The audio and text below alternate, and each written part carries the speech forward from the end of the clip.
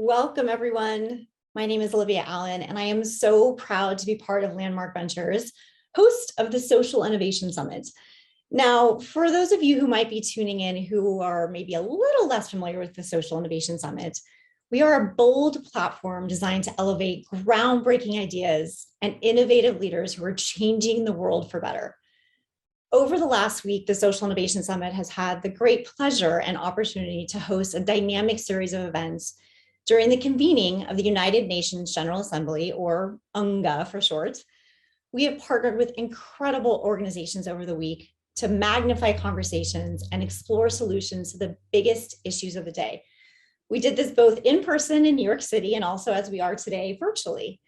And today is going to be incredible as we round out the week. We've teamed up with Barclays for a very special webinar today to close out the series. We are excited to bring together 4 beyond belief leaders for a conversation centered around high growth entrepreneurs who are shaping a new regenerative economy.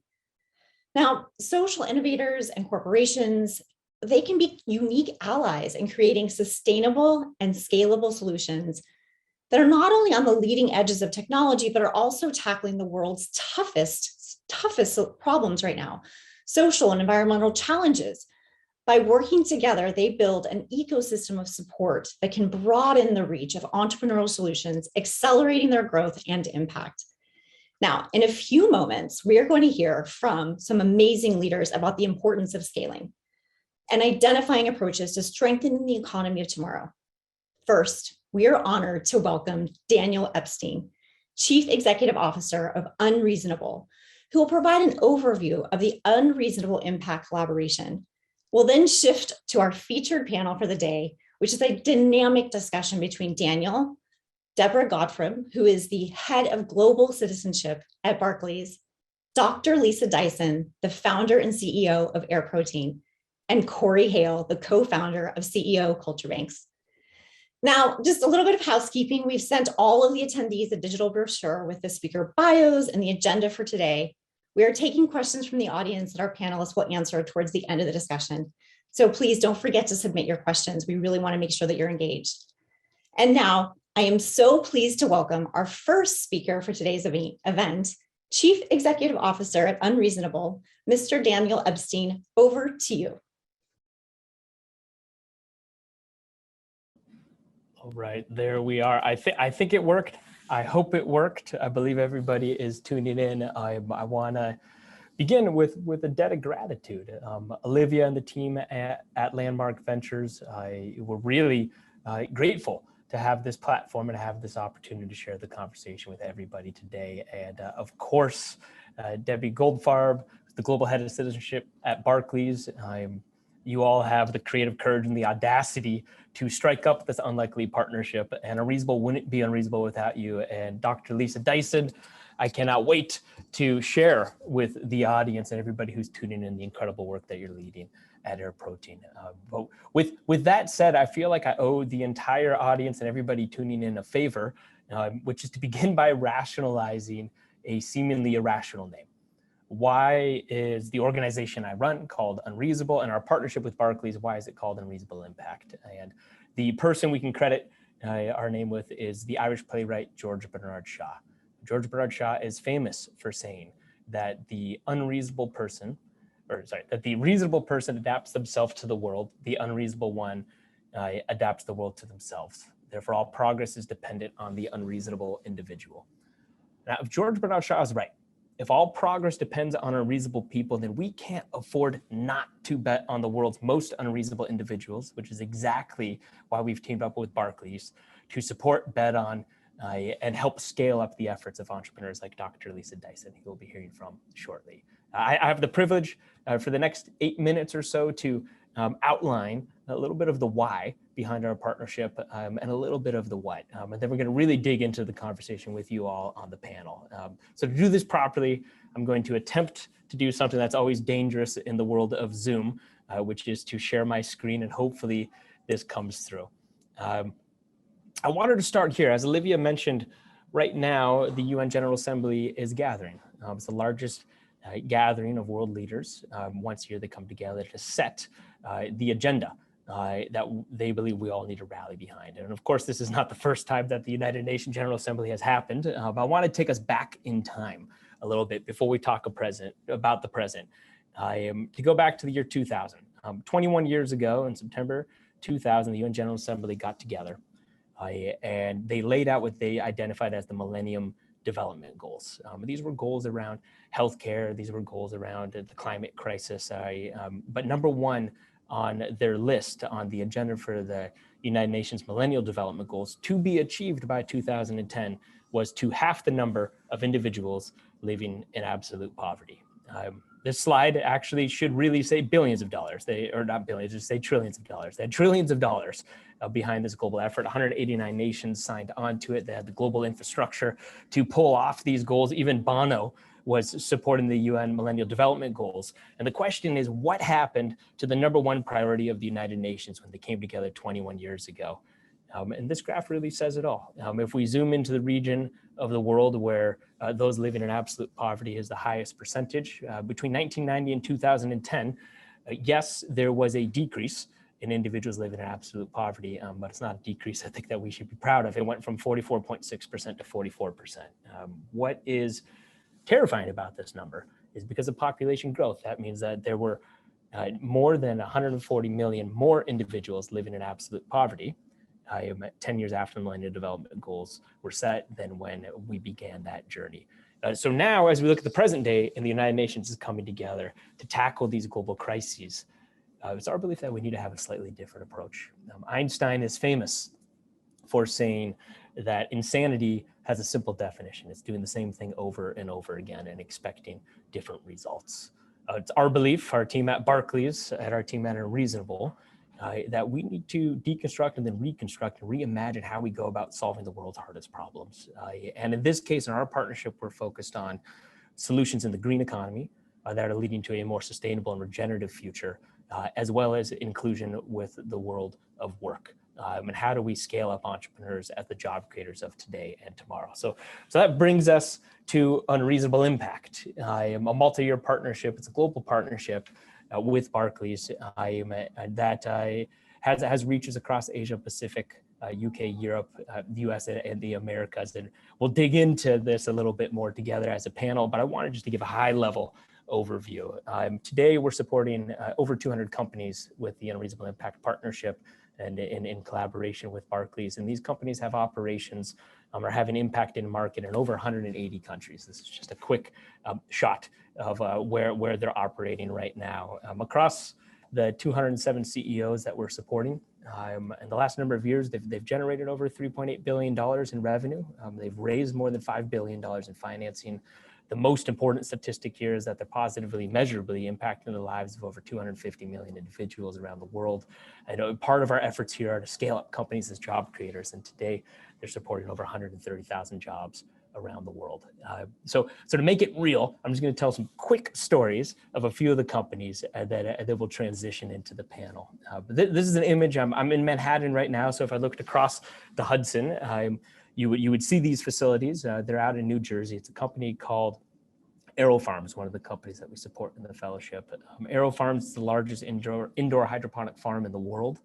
It's pretty incredible technology. It's over 380 times the efficiency of traditional agriculture. So what would take 380 acres to yield produce, they can do in 1 acre. They can do this without soil and without sunlight. They're right now supporting hundreds of jobs and looking to scale globally. But this is one that hits close to home because it's just right around the corner. And it's a perfect example of the types of technologies that we believe are going to be a big part of the future economy. Another company that we support is General Fusion. They're based out of Canada. What they're trying to do is give unlimited clean energy to the world for millions of years. And it's not an exaggeration. Fission is when we break apart atoms and we get some pretty intense byproducts, as we all know. Fusion is bringing them together and in essence striving to, in a steady state, recreate the center of the sun. This is their first prototype. The targeted goal is to get plasma to 50 million degrees Kelvin. And they're not there yet. We would all know about it. It'd be at every headline of every newspaper around the world, but they're able to get over 30 million degrees Kelvin. I am in a steady state. We believe that although this is a long shot out of the private fusion companies that we've looked at around the world, we really believe in General Fusion's efforts and have come together to support them. Here's an example of transportation. We hear about electric vehicles everywhere, and electric vehicles are critical in terms of the ecosystem of solutions that we need to transition into the next generation of business. But this car here, it's a Welsh couple out of Wales that has designed it, and it's a hydrogen cell powered vehicle. An amazing car called, the company's called Riversimple. And in this vehicle, it was their first prototype. It runs off of hydrogen. The only thing that comes out of the exhaust pipe is purified hot water. You could actually drink that water if you wanted to, and off 1 liter, it can go over 300 kilometers. And so our effort in this partnership is to help take these types of technologies to market and to scale them globally. I'll give you 2 more quick examples. Here's a company called Zero Mass Water. This is their product that's in market right now. It's in over 35 countries and is providing drinking water to people around the world. The technology here is called atmospheric water generation. What this panel does is with 3% humidity in the air, which means it works in the desert, it can create up to 40 liters of clean drinking water every single day. Incredible technology. You don't have to plug it into anything. It exists on its own. It's an independent platform, and it is able to use some pretty advanced physics to make this work. This company here, incredible business, biocarbon engineering, now called Dendra. They're a drones company, and they're striving to reforest the planet. Their goal is to plant over 1 trillion trees profitably within the next 20 years. This drone hovers above the ground and fires seed pods that are already gestated of different trees into the ground. It's able to, with 2 operators, like you can see in this image, plant over 100,000 trees in 1 day. They have large operations now across Southeast Asia.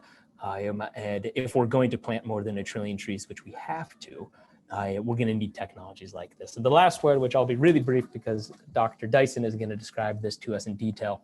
And what you see on this plate is chicken. This chicken is made out of air. So one of the companies we support, you'll hear from the founder and CEO. That business is called Air Protein. And to say it is exciting is an understatement. So those are 6 examples of the 207 that we are currently supporting. I think if we look at this a little more philosophically, what we're trying to do in this partnership with Barclays is to disprove this belief. A lot of people, maybe 10 years ago, really believed that doing well and doing good were on opposite ends of the spectrum.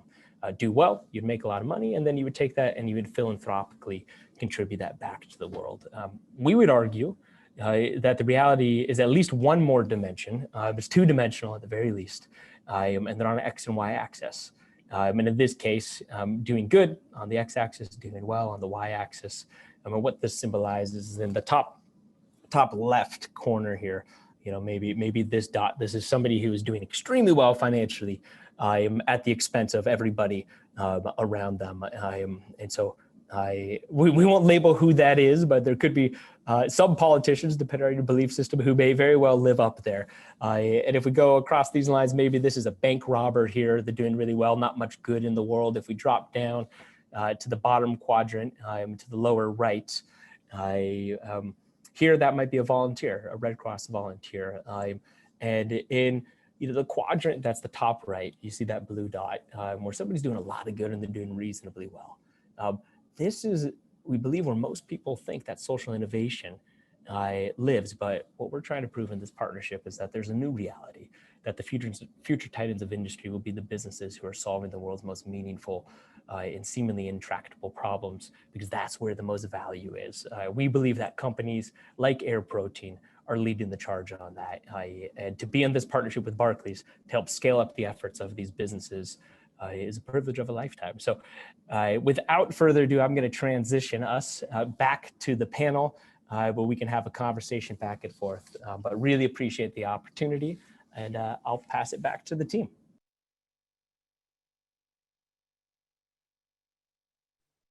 Okay, I think I am back. Perfect. Daniel, thank you so much. The work that you all are doing at Unreasonable, I mean, to say that the world needs it is an understatement. I just can't think of a better way to bring it all together. But I also want to introduce the rest of our lovely panelists, which we did have a brief introduction of them, but I want to bring them back in because we do have Debbie Goldfarb and Dr. Lisa Dyson, both extraordinary women that are doing extraordinary work. And with that, I just want to start throwing some questions out to y'all. And you know what, I'm going to kick it off with you, Debbie, because Barclays, you guys are doing this long-term partnership with Unreasonable. Why did you choose to form this partnership? And what is the opportunity that you saw in terms of what the impact could be with joining forces with them?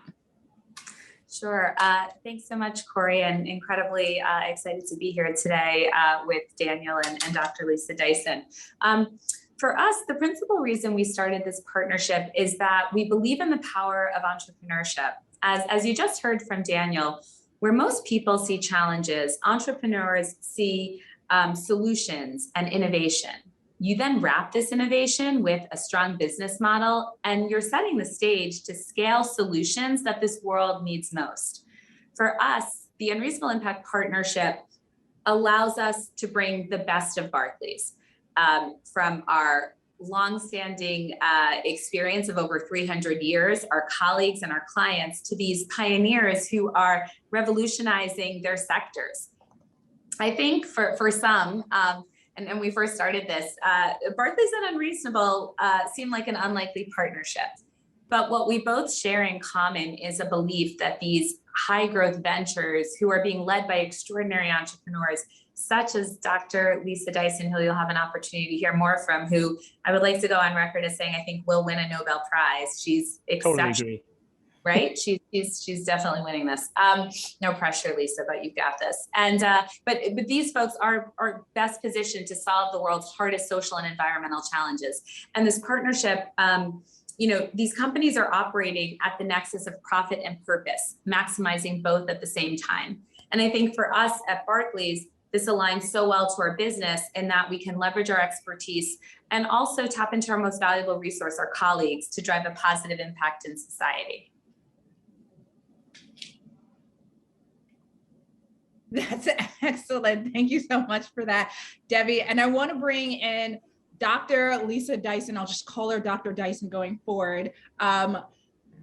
You were a fellow 2017. Unreasonable was in its second year. Before we get into what made you even want to become a fellow with Unreasonable, I'm purely fascinated with air protein, but I have no idea what it is. Can you please start there with the awesomeness, which is air protein?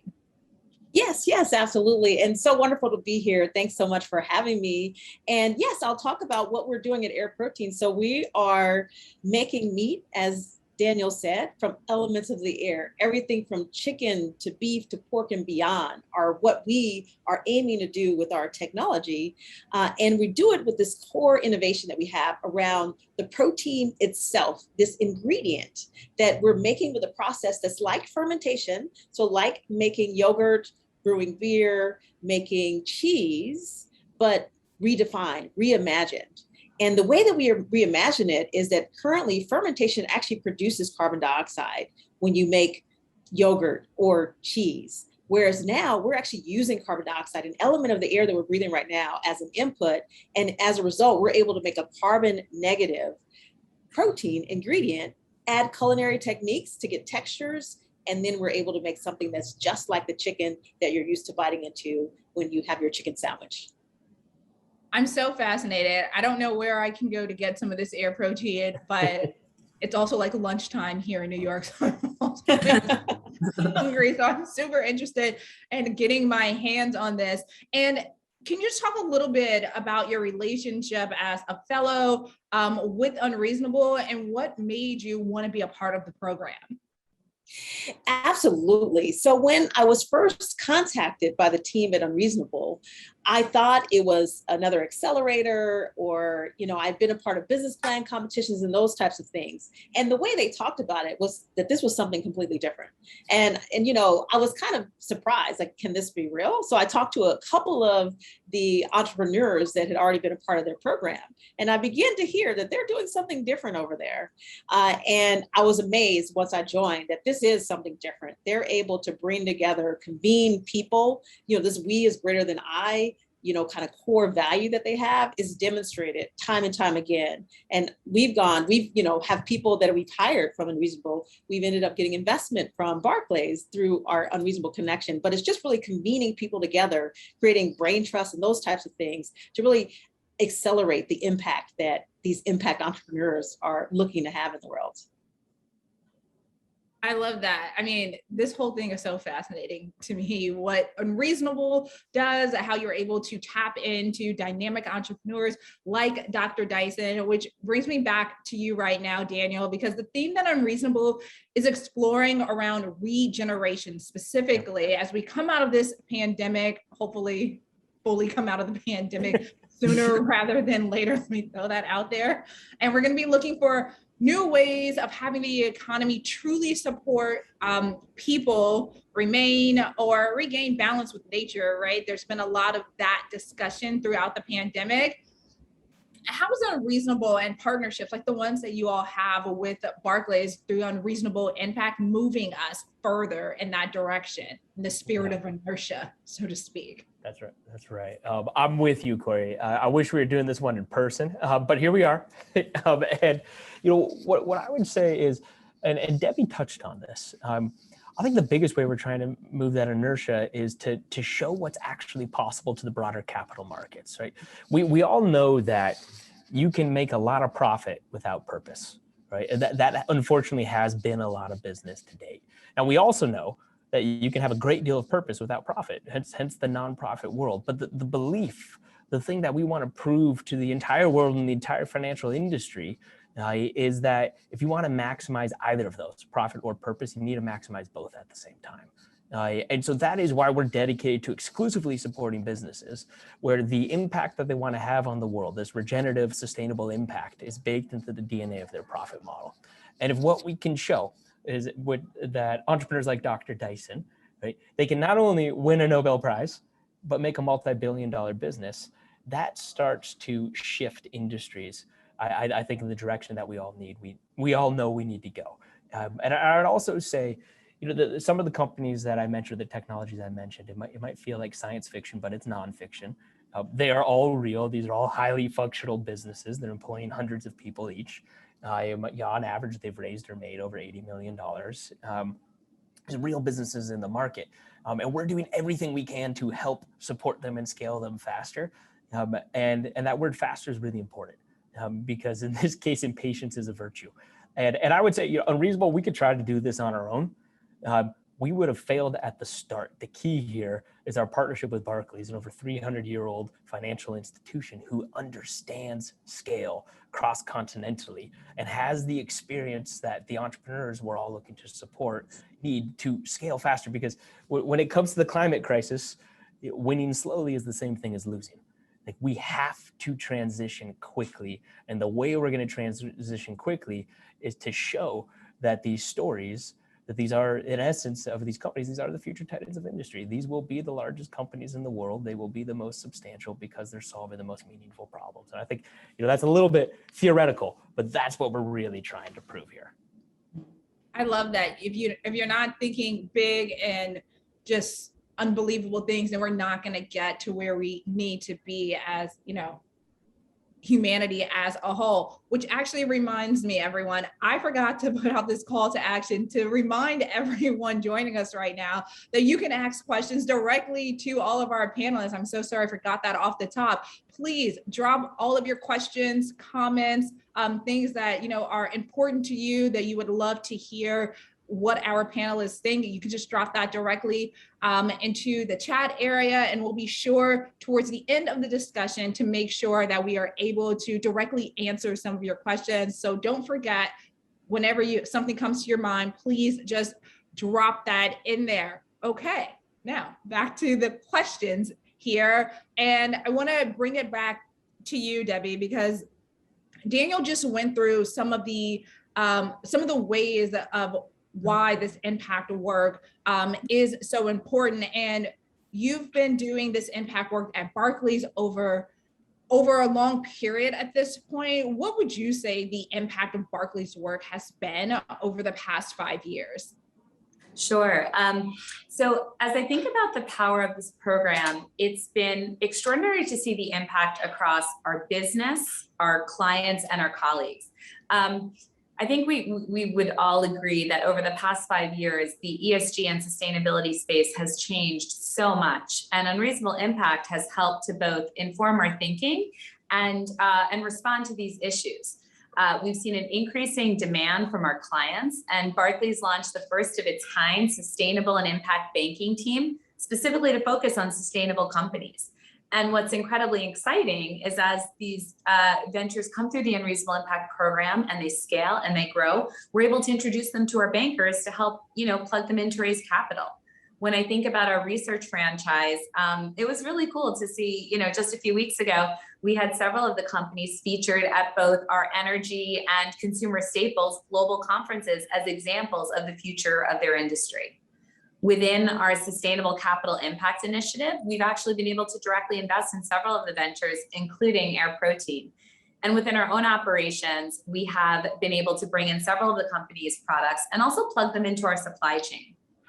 I think for us, as I mentioned, from a colleague perspective, I think this program has managed to capture the imaginations of our colleagues over the past 5 years, with hundreds getting involved with offers to help.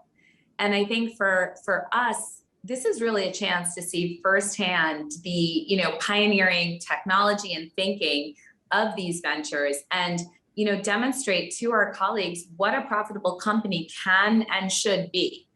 And it's also really encouraging to note that this enthusiasm for the program is within and outside Barclays. And we're incredibly proud, as some of these folks have alluded to be able to make meaningful connections to help these companies scale.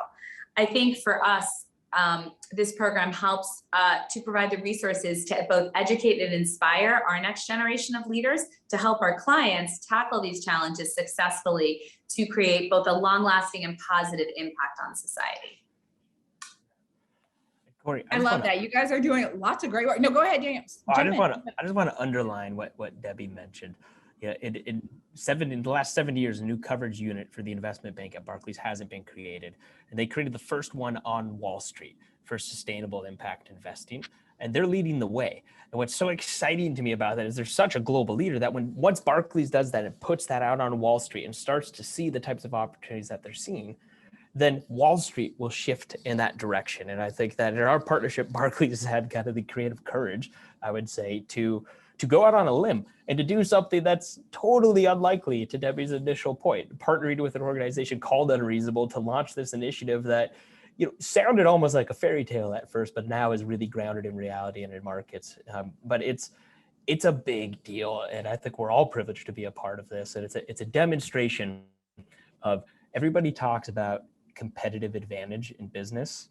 I think that the 21st century, what we're going to see is that the real winners in industry are going to focus on a collaborative advantage. And that's what we're all doing here together. It might seem unlikely, but I think it's a kind of beacon of where industry is going to move. So just wanted to underline, it's so awesome that the bank is changing because of working with entrepreneurs like Dr. Dyson.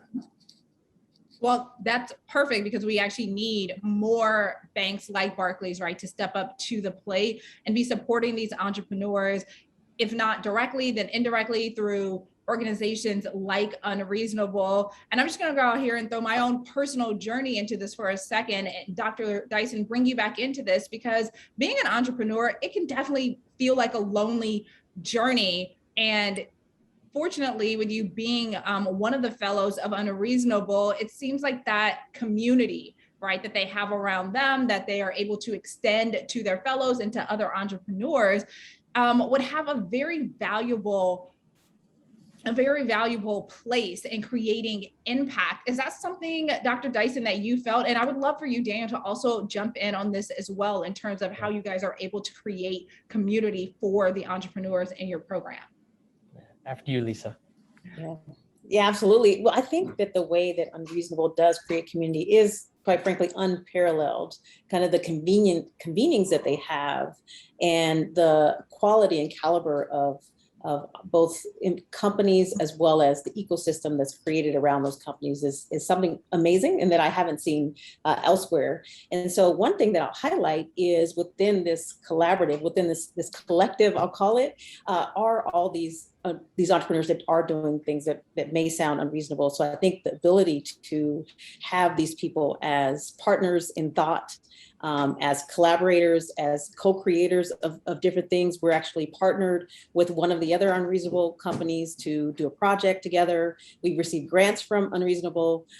We've worked with many people that are part of the network, whether it's brand development people, culture, design gurus, and beyond. And so I think that the community of just people who are thinking beyond the status quo that Unreasonable group has been able to bring together is unparalleled and amazing. And so to your point, yes, it can be a lonely journey being an entrepreneur, but the Unreasonable group has made it a little less lonely and has surrounded those like myself with others that are focused on impact.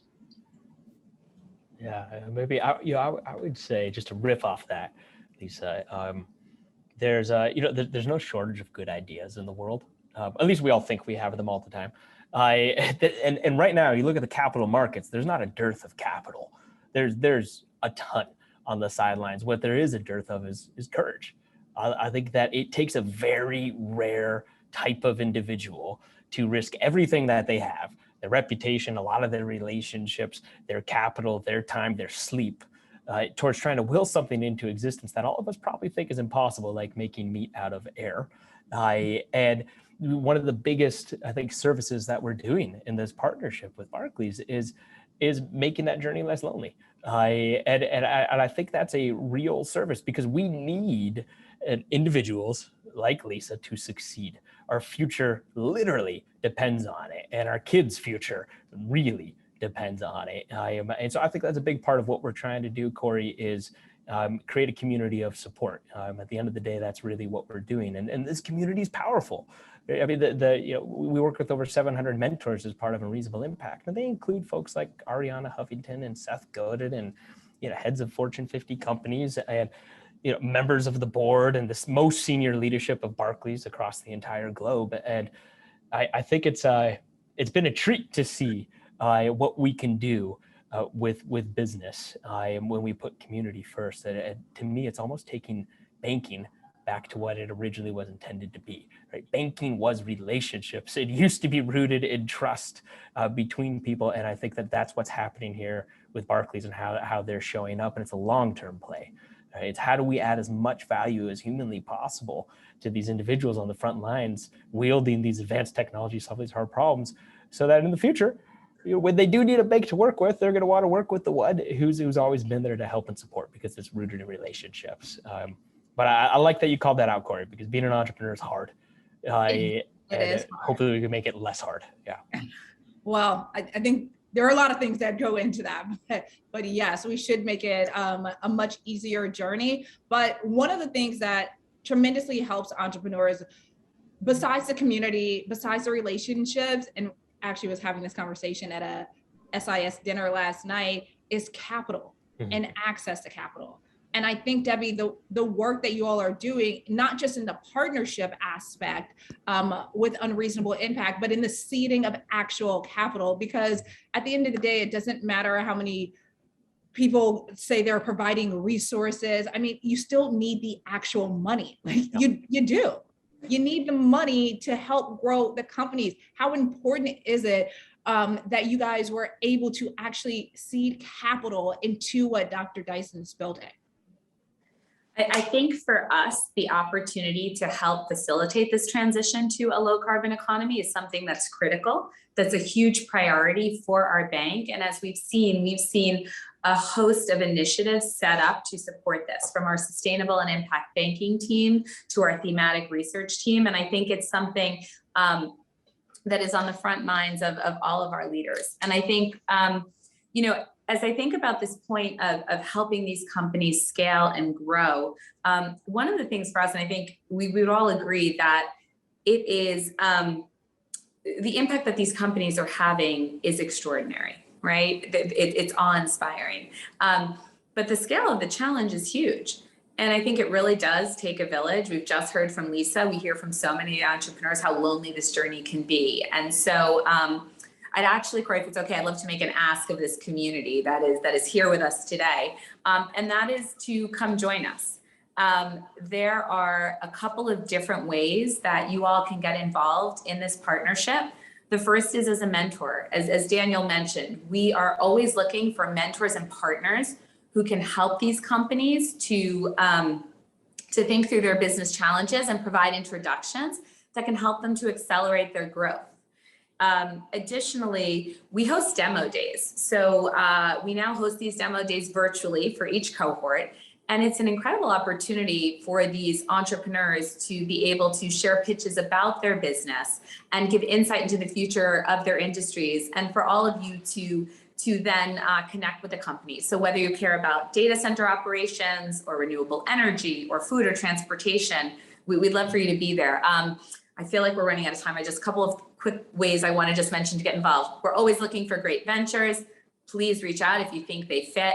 And if you want to connect with any of these companies, if you go to unreasonableimpact.com, you will see our digital book of ventures, which shows the 200 companies strong, and we are happy to facilitate introductions. I think I share Daniel's sentiment in that it is a huge honor for us to play even a small part in the important work that these companies are leading. And as the mom of a 6-year-old who is like a little eco-warrior in the making, you know, we owe it to our kids and to our grandchildren to create a cleaner, greener future. So in the spirit of, you know, Sustainable Development Goal 17, please come join us. I've got this URL right, Daniel, unreasonableimpact.com/connect is how you can get in touch. So I would really just love for you to all come and join us as we build a cleaner, greener future. I love to hear that. Okay, I'm not sure I have enough time for one more question, but I want to get this in really, really quickly before we turn it over to Q&A, because there are a lot of people in the SIS community who are entrepreneurs and innovators, and they always have lots and lots of questions around funding. And for you, Dr. Dyson, you were able to get funding directly from Barclays. Are you having conversations? Have you had conversations with other corporates, and what role does impact really have in those conversations around funding? Good question. So I've been in sort of climate technology building for the last decade.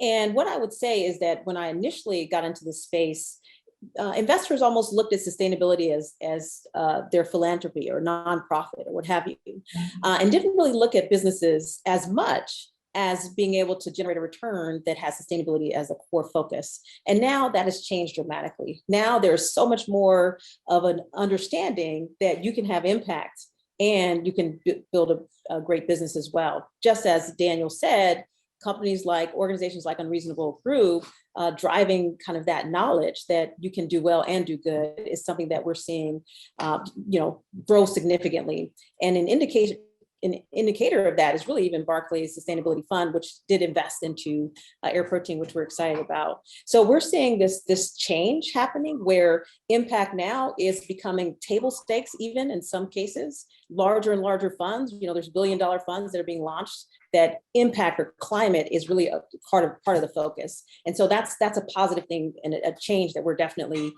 seeing as a trend in the marketplace. I love that.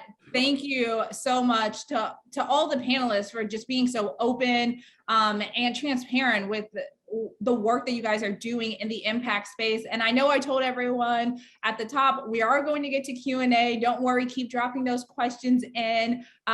Let's go ahead and turn it over to our audience and our community, because that's why we're really here, to learn and benefit from one another. So Daniel, this first question from the SIS community is for you. And they want to know, what are some of the best practices for a successful partnership such as this one? And what do you think the secret has been? And I'm sure that partnership is on both fronts, not just with Barclays, but also, you know, having the successful relationships with your fellows.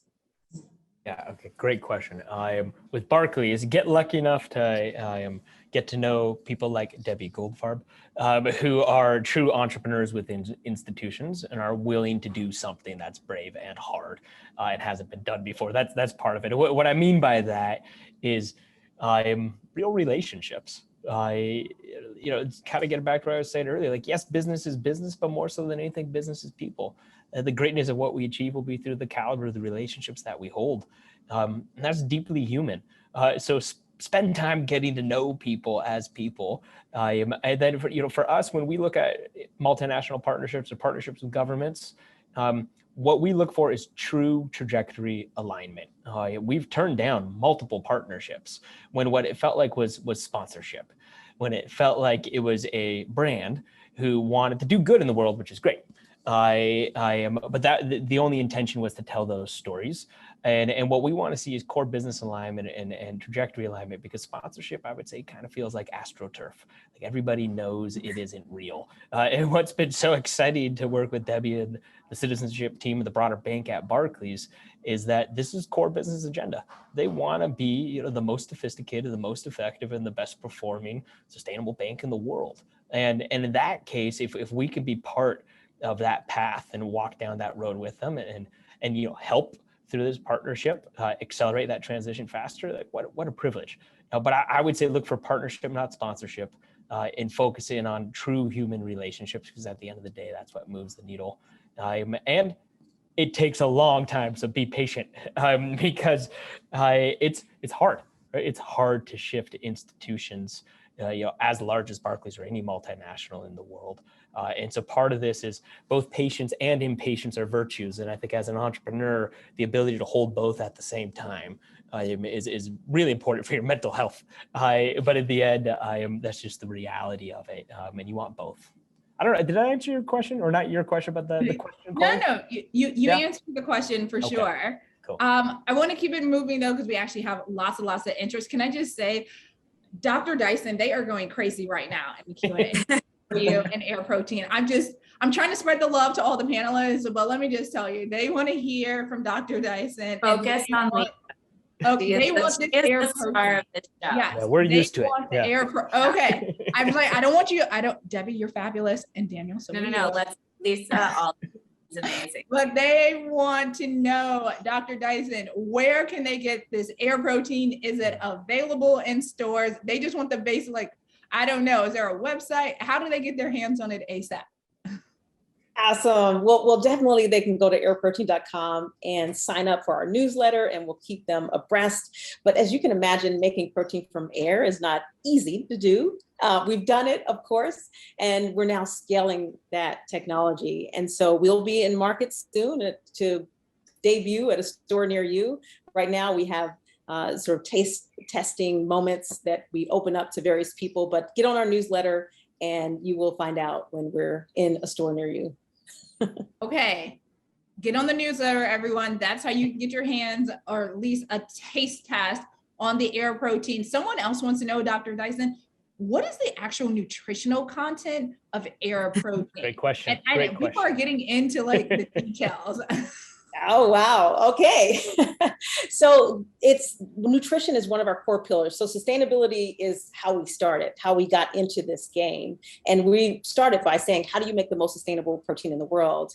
And that's really what we're focused on doing and what we believe we're doing now.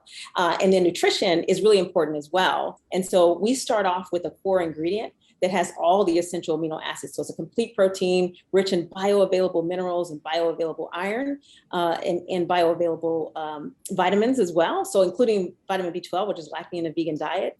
So nutrition is kind of a core pillar for what we're doing. And then of course we have to do all that and put it in a nice tasty package. And the package that we're putting it in is meat.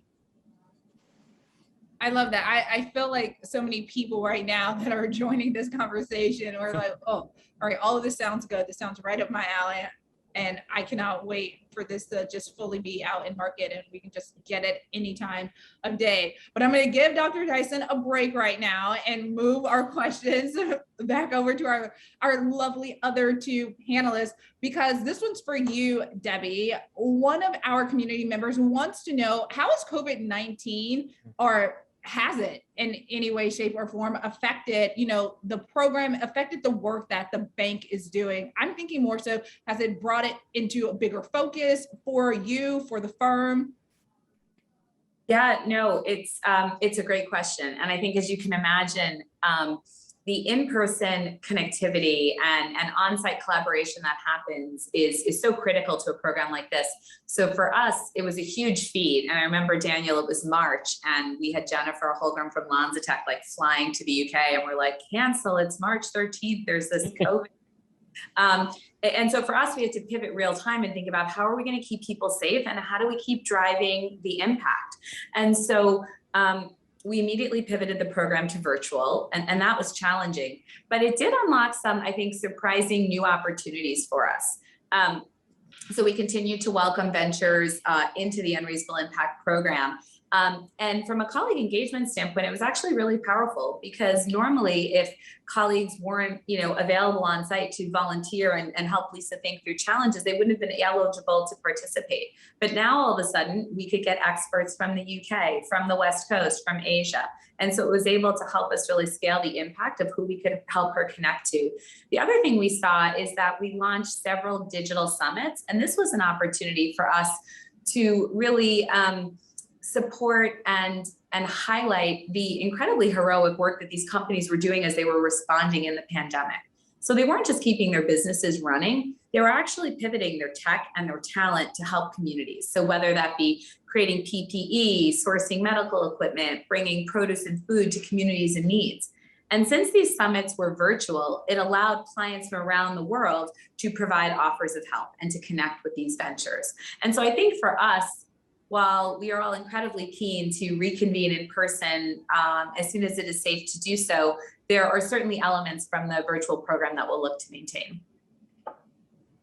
Yeah, totally agree with that. I would just emphasize what Debbie was saying earlier. We've taken these demo days, which are always private gatherings for a very select group of individuals, to show up physically in person. And because of the pandemic, we've opened those up virtually. So anybody who's interested in moving capital can now tap into those sessions. Yeah. And just one plug. So we are bringing together on November 10th our Unreasonable Impact World Forum, where you will hear from all of the companies this year. There's 3 different tracks. And so again, if you're interested in watching that, it is incredible.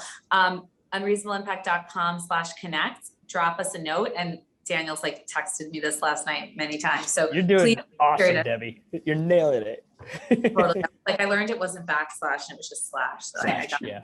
Not a backslash, just slash. This is all information that, of course, we can share in writing to follow up for all the attendees on right now. But I'm going to keep the questions moving along here, and we're going to bring it back to you, Daniel, because one of our community members wants to know specifically, how do you measure the success or even forecast the impact of the Unreasonable Impact program?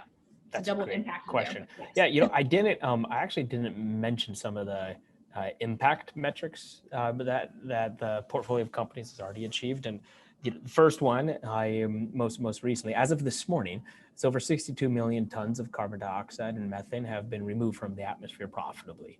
62 million tons across these companies. And if we look into one sector like solar electrification, over 170 million individuals now have access to solar because of the work of a number of the companies that we're supporting through the fellowship. 170 million people is half of the United States. Yet out of that 170 million people, over 100 million didn't have electricity before these companies brought them solar.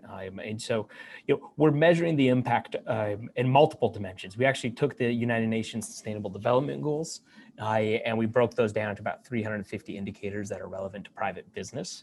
And all of the companies in the Unreasonable Impact Fellowship, they measure their impact alongside of those indicators as proximate as possible to their kind of core business model. So that's something we measure and track on a regular basis. But we also look at attributable capital. Right? You talked about it, Corey. it's hard to scale a business if you don't have capital, and leverage is a really key word. And so we're collectively tracking not just that the companies have raised over $5 billion in the last 5 years, but how much of that is actually directly attributable to the Unreasonable Impact Fellowship. That's a key aspect of measurement. And then we do the regular things that all companies do, like Net Promoter Score. We also look at, the last one I would say is we track success attribution, 0 to 10. We say how much has being in the Reasonable Impact Fellowship improved your ability to scale your company. And a 10 basically means we couldn't have done it without this relationship. And a 1 is, it's not bad. It's just saying you weren't that helpful. And right now we're in the low 9s, which is a pretty humbling statistic, and doesn't have anything to do with us. It has to do with the community that we've been able to forge together, because that community has pretty far-reaching access and resources. Okay, well, I want to actually give you a quick shout out, Daniel, from one of our community members, Nick Loom, who specifically wanted to say hi to you. Hello. And thank you for the work that you've done with Unreasonable. He actually goes on to say that 4 years later, he's still seeing the ripples of impact from opportunities that you all created for him at Unreasonable. So it's not a question, it's just showering you with some love from the community. That's awesome. Thanks, Nick. So yes, everyone, we are paying attention, and we are just going to get to one last question here for all of our panelists. And this is actually for each of you, because the impact work, it's hard. The road is long, right? We're seeing strides. There are things that are definitely moving the needle. But for each of you, and Dr. Dyson, we can start with you. What keeps you truly optimistic about, the progress being made in this space? The main thing that I would say is that that consumers are shifting. So you need those that are spending the dollars to actually vote with their dollars. And they need to vote for things that are environmentally friendly, things that have a positive impact on the world in many different areas. And so people are the ones that are driving the change that we're seeing. If we look at environment specifically, it's because of if we go even narrowly specifically to meat, which is where we're focused, millennials are more likely to have a, meatless Mondays, meat-free diet in order to have a positive impact on the environment, as an example. And so more and more people are making those shifts that are causing companies to make those shifts, that are causing investors to make those shifts. So I think that is something that makes me hopeful and optimistic. And more organizations like Unreasonable, although Unreasonable is unparalleled, are forming to try to move this desire to have impact in the world forward. Debbie or Daniel, either one want to jump in? Sure. So I would say, I think you can't help but be optimistic when you're surrounded by this caliber of entrepreneurs, their technologies, and their businesses, right? And it gives me, I look to the private sector and just see incredible hope in the possibility, again, of a cleaner, more sustainable future. And what's also really encouraging is that it's not just us seeing this, our clients are with us on this, right? The investor community is with us, and we have been waiting for this for a decade, and it's all finally, coming together. So I think this is incredibly exciting. And I think Lisa is really, a pioneer at the forefront of a revolution. Yeah, I mean, not to make this a mutual admiration festival, but I think what gives me hope is actually the two women who are on this panel with me. Lisa's representative of the types of entrepreneurs that are creating the future of industry, and they're doing it in a regenerative and sustainable way, and they're going to outperform the market. And you can see that just by the value of the company, and it's just at the beginning of what it's going to achieve. And so we have this bottom-up optimism, as Debbie would say, with all the entrepreneurs that we get to work with. But I also have a top-down optimism, and that's because of Barclays. You have one of the largest financial institutions in the world, over 300 years old, that is shifting its practices and orienting the entire business towards this direction. And the truth is, there's a lot of multinationals that we work with and speak with, and there's not a boardroom that I haven't sat in of some of the world's largest institutions where each individual on that board didn't want to transition towards more sustainable business practices faster.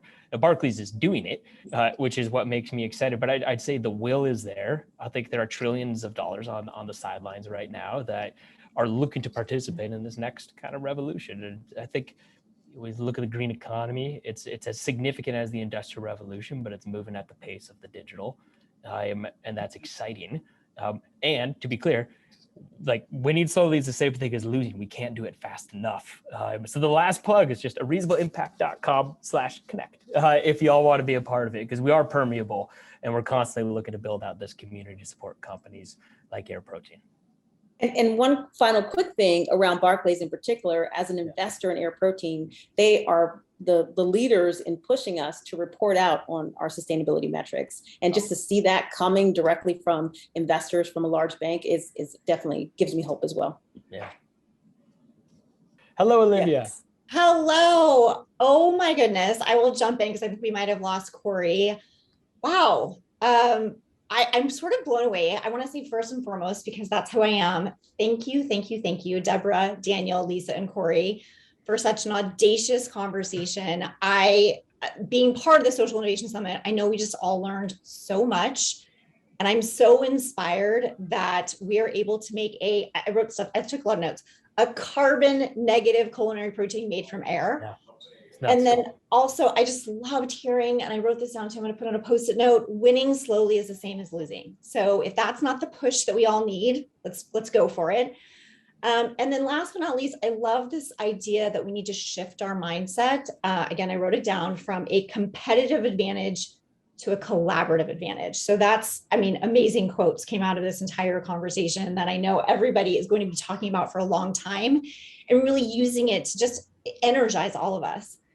So thank you for joining us for this really incredible and important conversation. We are entrepreneurs. We're talking about strengthening the economy of tomorrow, and really just echoing Deborah's statement. Please visit www.unreasonableimpact.com to learn more. We can do this together. This collaboration is so important. You can check out their venture booklet containing all of their companies that have gone through the program since 2016, which is just so incredible to see. So please check it out. If you wish to get in touch, please follow the form linked in the event chat box to sign up for their newsletter. I encourage you all to do that. So take a minute to do that. And then last but not least, again, back to gratitude. Thank you so much to our partners and friends at Barclays for hosting this conversation with Social Innovation Summit at UNGA 2021. Your creative courage and being a leader in change is just inspiring all of us. You have the power, and we are so excited to see the others that also have the power follow in your footsteps. So thank you for that. Okay, I'm shifting gears. Shameless plug. 2022 is around the corner. And we are really excited to be returning in person to Washington, D.C. for our annual flagship event taking place on June 7th. So please mark your calendars now. Seats and spots will be limited, but we want to see all of you there. We will be hosting our Social Innovation Summit. If you can't make it to DC for whatever reason, we have such a big global community. If you can't make it to Washington, DC, please join us. We have amazing events just like this one and the others that happen throughout the week that take place throughout the year. So again, I'm ending with gratitude. Thank you to our amazing speakers. Thank you to our community. Everyone have a wonderful rest of the day.